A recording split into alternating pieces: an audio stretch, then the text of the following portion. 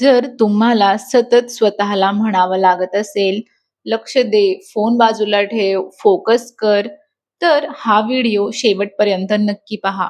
तुम्हाला वाटतं तुमच्यात एकाग्रतेचा अभाव आहे.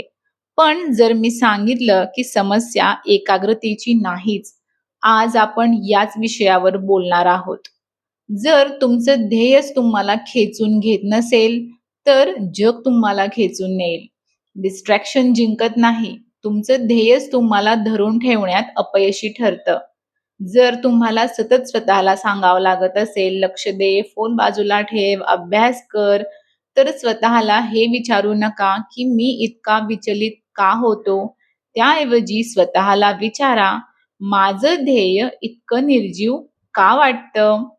एक विद्यार्थी अभ्यासाला बसतो. 5 मिनिटात मोबाईल हातात घेतो. तो म्हणतो, "माझं लक्ष लागत नाही." पण जेव्हा तोच मुलगा त्याचा आवडता क्रिकेट सामना पाहतो, तेव्हा 3 तास मोबाईलकडेही पाहत नाही. समस्या एकाग्रतेची नाही. समस्या अशी आहे, की अभ्यासाशी त्याचं नातं अजून प्रेमाचं झालेलं नाही. त्याला माहितीच नाही, की अभ्यास का करायचा आहे? कमकुवत ध्येय मनाला भटकायला आमंत्रण देतं. जर वारंवार स्वतःला एकाग्र राहण्याची आठवण करून द्यावी लागत असेल, तर त्याचा अर्थ तुमचं मन त्या कामात नाहीच. विचलन ही समस्या नाही, ती फक्त एक लक्षण आहे. तुमचं ध्येय इतकं आकर्षक असू द्या, की तेच तुमचं संरक्षण करेल. तुम्ही ध्येयाचं रक्षण करत नाही, ध्येय तुमचं रक्षण करतं.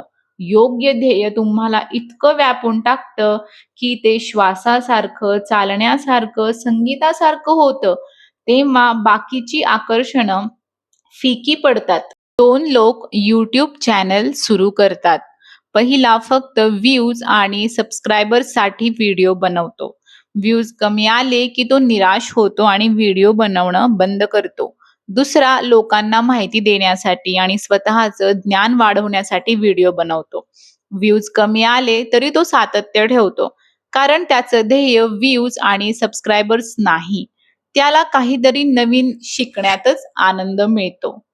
पण आपण ध्येय निवडतो कसं? बहुतेक वेळा कुटुंब, समाज, मीडिया, मित्र यांच्या प्रभावाखाली. म्हणून ती ध्येय आपली नसतात. ती आपल्या गळ्यातील साखळी बनतात. मग कंटाळा येतो, मन भटकतं आणि आपण स्वतःलाच दोष देतो. माझ्यात इच्छाशक्तीच नाही. पण दोष तुमच्यात नसतो. दोष चुकीच्या ध्येयाचा असतो. एकाग्रता फक्त तिथेच आवश्यक वाटते, जिथे मन विरोध करत असतं.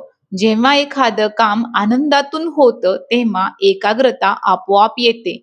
ज्यावर प्रेम असतं, त्याच्यासोबत राहण्यासाठी स्वतःला जबरदस्ती करावी लागते का? नाही. तसंच जेव्हा काम तुमच्या स्वभावातून जन्म घेतं, तेव्हा ते काम राहत नाही, ते ध्यान बनतं. कोणी फक्त लग्नासाठी किंवा फोटोसाठी जिमला जातं.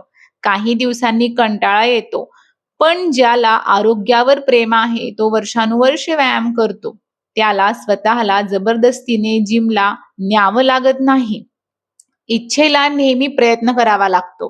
कारण इच्छा नेहमी कुठेतरी पोहोचण्याचा प्रयत्न करत असते. म्हणून ती अस्वस्थ असते, द्विधा मनस्थितीत असते, अनिश्चित असते. पण प्रेमाला काही मिळवायचं नसतं. ते फक्त वाहत राहतं. त्याचा आनंद त्याच्या अस्तित्वातच असतो. ते स्वतःच स्वतःचं फळ असतं. जग तुम्हाला तुमच्या मार्गावरून विचलित करत नाही. तुम्हीच स्वतःला सोडून देता जेव्हा तुम्ही अशा गोष्टींचा पाठलाग करता ज्यावर तुमचं खरं प्रेमच नसतं आणि मग दोष जगाला देता, की जगाने मला विचलित केलं. म्हणून डिस्ट्रॅक्शन सोबत लढू नका. एकाग्रता वाढवण्याचा हट्ट धरू नका. त्याऐवजी तुमचं ध्येय प्रेमातून निवडा. तुमच्या आयुष्याची दिशा प्रेमाला ठरवू द्या. कारण प्रेमाला विरघळून जायला आवडतं. त्याला ना डिस्ट्रॅक्शनचं भय असतं, ना एकाग्रतेचा अहंकार. जर तुम्ही चुकीचं ध्येय निवडलं असेल, तर त्यावर एकाग्र राहण्यात काहीच अर्थ उरत नाही. म्हणून पुढच्या वेळी स्वतःला फोकस कसा वाढवू? हा प्रश्न विचारण्यापूर्वी एक प्रश्न नक्की विचारा. मी ज्या ध्येयामागे धावत आहे, ते खरंच माझ्या प्रेमातून निवडलं आहे का? कारण प्रेमातून निवडलेलं ध्येय तुम्हाला ओढून नेतं. तिथे फोकस करण्याची गरज पडत नाही. फोकस आपोआप येतो. म्हणून फोकसच्या मागे धावू नका. प्रेमातून ध्येय निवडा. आजचा विचार तुम्हाला महत्त्वाचा वाटला असेल, तर हा व्हिडिओ लाईक करा आणि ज्यांना याचा फायदा होईल त्यांच्यासोबत शेअर करा. अशाच अर्थपूर्ण व्हिडिओंसाठी चॅनेल सबस्क्राईब करायला विसरू नका.